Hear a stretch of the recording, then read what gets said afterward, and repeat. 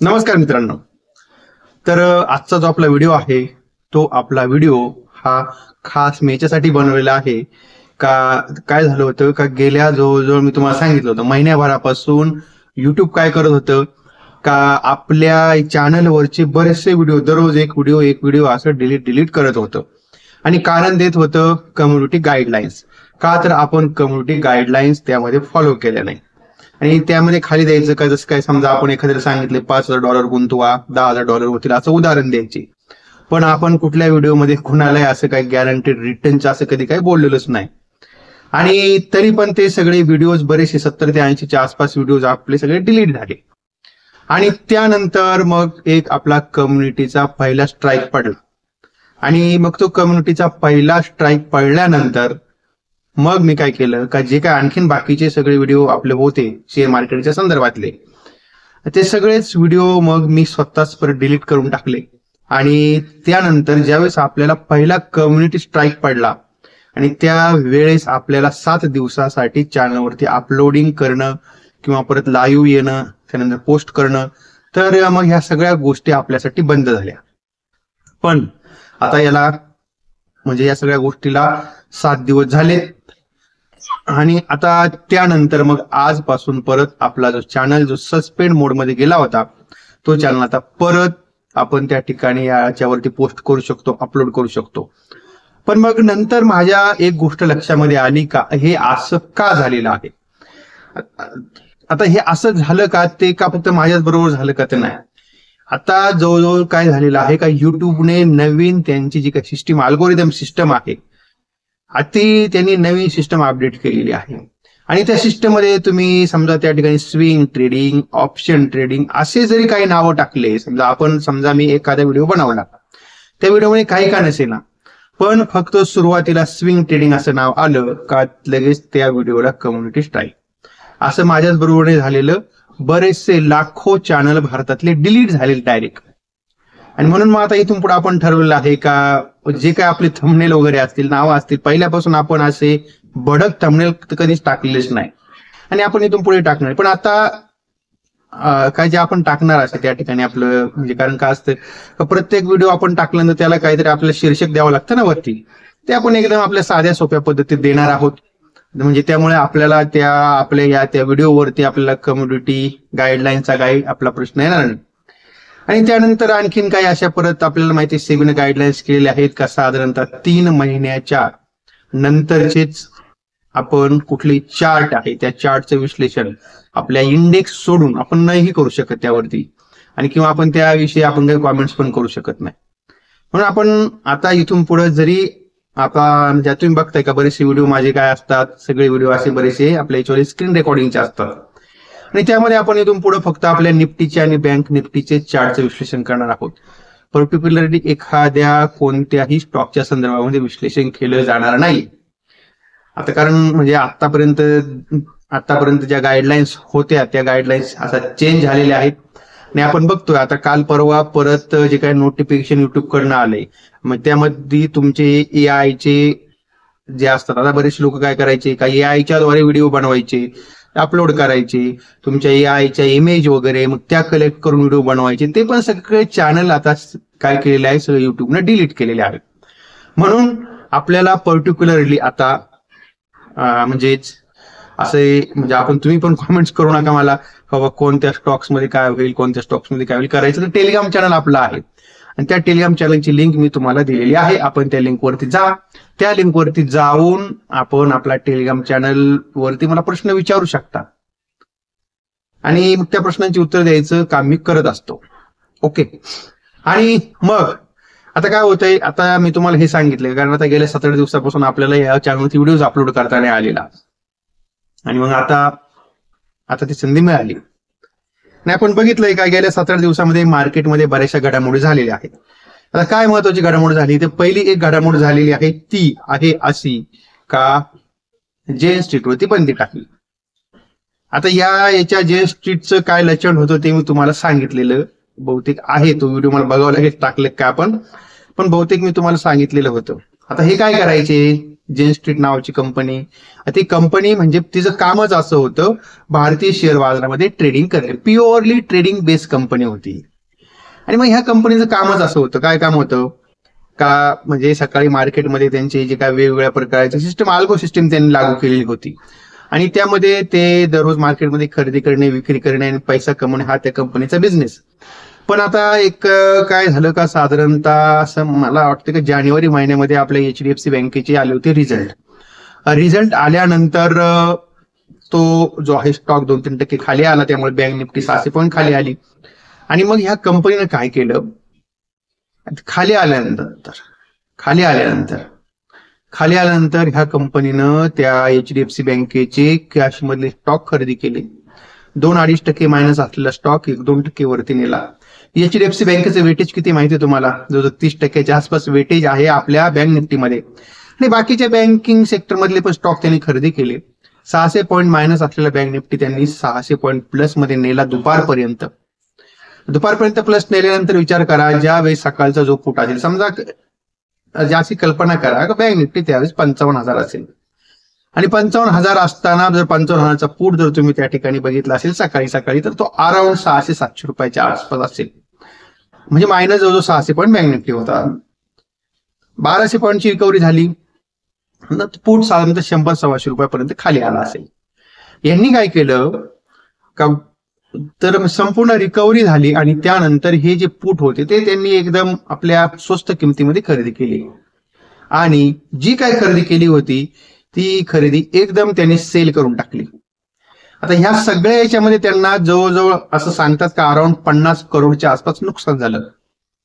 पण हे नुकसान कशामध्ये झालं, आता हे ज्यांनी कॅशमध्ये जे त्यांनी खरेदी केलं होतं त्या कॅश मधल्या खरेदीमध्ये त्यांना 50 करोडच्या आसपास नुकसान झालं.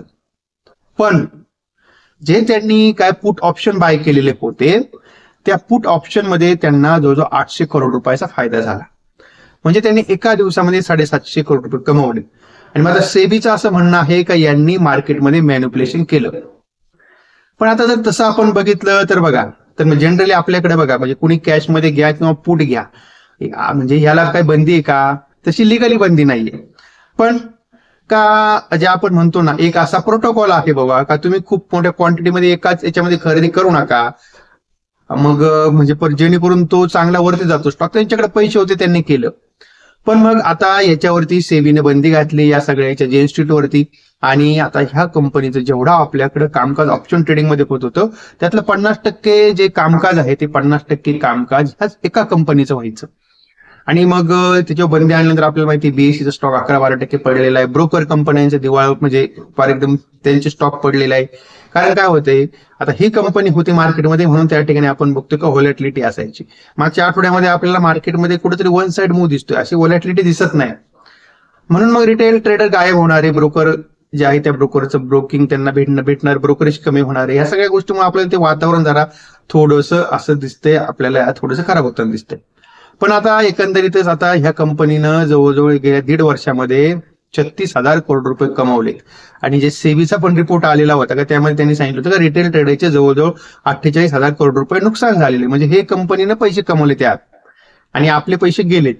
पण आता एकंदरीतच आता ही केस वगैरे चालू आहे कोर्टामध्ये, तर काय त्याचा रिझल्ट येईल. पण म्हणजे त्यामुळे काय झालेले आहे, FI जे आपल्याकडे गेल्या मागच्या आठवड्यापासून सेलिंग करतच होते, आता त्यांची सेलिंगचं त्यांची क्वांटिटी वाढलेली आहे म्हणून मार्केटवरती आपल्याला प्रेशर बघायला दिसतोय. त्यानंतर आता हा आपला जुलै महिना आहे, जुलै महिन्यामध्ये आपल्याकडे जे काही रिझल्ट येतात सगळे रिझल्ट येणार आहेत. पहिला शुभारंभ TCS कडनं झालाय. TCSचे रिझल्ट एवढे काही खराब नाहीयेत, पण काय झालेलं आहे का म्हणजे आपण त्याचं जे आता कसं असतं का कुठलाही आपण रिझल्ट येतो त्याला आपण साधारणतः Y to Y म्हणजे ह्या वर्षीचा आणि मागच्या वर्षीच्या क्वार्टरचा काय डिफरन्स आहे आणि किंवा मागचा क्वार्टर म्हणजे आपण त्याला Q to Q म्हणतो. तर ह्या दोन्हीचं कम्पॅरिझन जर केलं तर साधारणतः Q to Q बेसिसवरती रिझल्ट खराब आलेत, Y to Y बेसिसवरती रिझल्ट चांगले आलेले आहेत. त्यामुळे जो 3.5% हा पडला स्टॉक आणि त्यामुळे सगळे IT सेक्टर झालं आणि IT सेक्टर खाली आल्यामुळं आपण बघा निफ्टी 200 पॉईंटच पडलेले, पण बँक निफ्टी पण किती फक्त कमी पडलाय, 200 पॉईंटच पडलाय. म्हणजे निफ्टी जवळजवळ 1% पडलाय, बँक निफ्टी 0.5% पडलाय. म्हणजेच काय झालंय का निफ्टीमध्ये वेटेज IT सेक्टरचा आहे त्यामुळे तो आपल्याला जास्त प्रमाणामध्ये खाली येताना दिसला. आणि त्याही मध्ये आपण बघतोय का आणखीन एक आता नवीन म्हणण्यापेक्षा मागचं जुनं झंगाट आहे टॅरिफचं. 9 जुलैपर्यंत आपली डील अमेरिकेबरोबर होणं अपेक्षित होतं. आपली काय डील अमेरिकेबरोबर झालेली नाहीये. आणि आता त्यानंतर मग डोनाल्ड ट्रम्पनी पहिल्यांदा काय सांगितलं का बाबा 1 ऑगस्ट पासून ज्यांची डील झालेली नाही त्यांच्यासाठी 10% टॅरिफ लागणार, ऍडिशनल 10%. आता 10% आहेच, पण अजून 10% टॅरिफ ऍडिशनल लागणार. म्हणजे तोही प्रेशर मार्केटवरती होता. आणि त्याच्या अगोदर गुरुवारी, म्हणजे आता मार्केट आपलं शुक्रवारी क्लोज झालं, शुक्रवारी फॉल झालाय, पण मग गुरुवारी काय झालं, गुरुवारी परत त्यांनी सांगितलं का जो देश रशियाकडनं जो क्रूड ऑइल विकत घेईल त्या क्रूड ऑइल विकत घेणाऱ्या देशांवरती मी 500% टॅरिफ लावणार. आता भारताचं जर आपण बघितलं तर भारत आता जवळ सगळ्यात बऱ्याचशा देशांकडनं क्रूड ऑइल घेतो, संतुलन राखण्याचा प्रयत्न करतो. पण आता काय होतंय का रशिया आपल्याला स्वस्तामध्ये क्रूड ऑइल देतो. आता रशिया स्वस्तामध्ये क्रूड ऑइल देतो म्हटल्यानंतर मग आपण काय करतो, साहजिकच आहे, तुम्हाला जर एखाद्याने स्वस्तामध्ये एखादी वस्तू त्याच क्वालिटीची जर प्रोव्हाइड दिली तर तुम्ही काय करणार आहे, त्याच्याकडनंच घेणार आहे. आणि मग भारत जवळजवळ 40%च्या आसपास क्रूड ऑइल आता रशियाकडनं घेतोय. म्हणजे तो एक असा अर्थ आहे आपल्या म्हणजे गुंतवणूकदारामध्ये असा संदेश गेला का बाबा भारतावरती तर 500% टॅरिफ लागणार का नाही लागणार. पण आता शेवटी काय डोनाल्ड ट्रम्प म्हणजे काय आपल्याला माहिती, माकडाच्या हातामध्ये कोली ते, म्हणजे तो माणूस त्याच्या मातावरती ठाम राहत नाही. तो सकाळी काय बोलला ते संध्याकाळी त्याच्या लक्षात राहत नाही, संध्याकाळी काय बोलला ते सकाळी लक्षात राहत नाही. तर तो बोलला असेल, बोलण्याच्या ओघात बोलला असेल, पण मार्केटला काय न्यूजवरती मार्केट चालतं, मार्केटला त्याची काही घेणं देणं नाहीये. भले आपल्याकडे सोमवारी गॅप अप ओपनिंग होईल, पण जो काय त्या न्यूजचा इम्पॅक्ट यायचा तो येऊन गेलेला आहे. तर ह्या सगळ्या गोष्टीमुळे आपण बघतोय का मार्केट सध्या कॉम्प्लिकेटेड झालेला आहे. आणि जो महत्वाचा सपोर्ट होता तो 25,250च्या आसपासचा सपोर्ट होता, तोही मार्केटने तोडलेला आहे. आणि असं वाटतंय का अराउंड आता निफ्टीचं जे काय आहे प्रयाण खालच्या दिशेने थोडं 24,800 पर्यंत मे बी आपण खाली जाऊ शकतो. आणि मग तिथून थोडाफार बाउन्स बॅक आपल्याला मार्केटमध्ये बघायला भेटू शकतो असं चित्र मला दिसतंय. आणि त्यानंतर राहिला प्रश्न आपला याच्या बँक निफ्टीचा. तर बँक निफ्टीचा आपण बघू शकता का बँक निफ्टीमध्येही आपल्याला 57,000च्या आसपास आपण चांगला 2-3 दिवसापासून कंटिन्युअसली क्लोज देत होतो. पण आता तिथून परत आपण थोडा फॉल आलेला आहे. आपण अराउंड 56,800च्या आसपास क्लोज झालोय. पण आता जो काय बँक निफ्टीचा सपोर्ट आहे 56,600चा चांगला सपोर्ट आहे, तो जर आपण नाही तोडला तर मे बी पॉसिबिलिटी परत 57,600 पर्यंत जाऊ शकतो. पण जर 56,600 जर तोडला तर मे बी 55,800 पर्यंतचे सुद्धा लेवल आपल्याला त्या ठिकाणी बघायला भेटू शकतात. तर हे सध्या मी तुम्हाला आता काय सांगितलेलं थोडक्यामध्ये मार्केटचं विश्लेषण सांगितलेलं आहे. आणि त्यानंतर जर तुम्हाला जर माझ्याबरोबर कनेक्ट राहायचं असेल तर आपला पहिली गोष्ट आहे आपला टेलिग्राम चॅनल आहे. जो पहिला एक टेलिग्राम चॅनल आहे का तो आपला टोटली पब्लिक चॅनल आहे. आणि म्हणजे त्याविषयी म्हणजे आपण त्यामध्ये मार्केट विषयी ह्या ज्या घडामोडी असतात त्याविषयी अपडेट देत असतो. आणि त्यानंतर आपला दुसरा प्रायव्हेट चॅनल आहे. आता ह्या प्रायव्हेट चॅनलवरती आपण काय करत असतो का जे असं मला वाटतं की एखादा स्विंग म्हणजे जो काय एखादा स्टॉक असेल चांगली मुवमेंट येऊ शकते त्याविषयी मी त्या चॅनलवरती अपडेट देत असतो. अर्थात ते सगळे पेड चॅनल आहेत.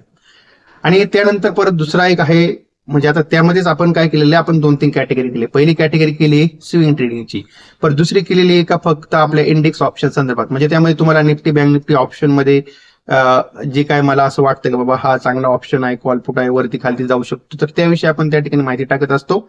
आणि नंतर तिसरा आपण त्यामध्ये टाकलेला आहे स्टॉक्स, स्विंग आणि त्यानंतर आपले एमसीएक्स. आता एमसीएक्स मध्ये आपण त्या ठिकाणी आपलं क्रूड ऑइल आहे, नॅचरल गॅस आहे आणि सिल्वर आहे. पण त्याविषयी त्याचे फ्युचर असतील किंवा त्या ठिकाणी त्याचे ऑप्शन असतील ते असतील आणि म्हणजे ते आहे त्यामध्ये. परत स्विंग स्टॉक असतात त्यानंतर आपले इंडेक्स ऑप्शन हे तिन्हीचं कॉम्बिनेशन आहे. तर असे आपण हे 3 प्रकारचे चॅनल आपले आहेत. आणि ते चॅनल्स जर आपल्याला सबस्क्राईब करायचे असतील तर त्याची लिंक तुम्हाला डिस्क्रिप्शन मध्ये दिलेली आहे. अर्थात हे सगळे पेड चॅनल असतात आणि यावरती जी काही माहिती टाकतो ती माहिती आपल्याला एज्युकेशनल पर्पजनुसार असते. कुठले ट्रेड घेताना आपण आपल्या जबाबदारीवरती ट्रेड घ्यायचा असतो. ओके. आणि तेव्हा आता इथे आपण थांबतोय, पण आपल्या सर्वांना डिस्क्लेमर द्यावं लागतं. बघा अर्थातच मी आता हा जो काही सगळा व्हिडिओ बनवलेला आहे तो सगळा व्हिडिओ मी आपल्यासाठी एज्युकेशनल पर्पज म्हणून बनवलाय. या व्हिडिओमध्ये मी तुम्हाला कुणालाही कुठल्याही प्रकारे खरेदीचा किंवा विक्रीचा सल्ला दिला नाही. आपण याची कृपया नोंद घ्या.